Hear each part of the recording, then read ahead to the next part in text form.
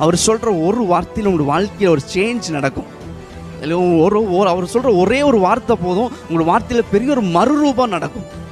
அல்லேலூயா. எத்தனை பேர் விசுவாசிக்கிறீங்க? குஷ்டரோகியை பார்த்து சொல்கிறேன், உன் பாவம் மன்னிக்கப்பட்டுச்சு, ஒரே ஒரு வார்த்தை. உடனே அவன் சுகமாகிறான்.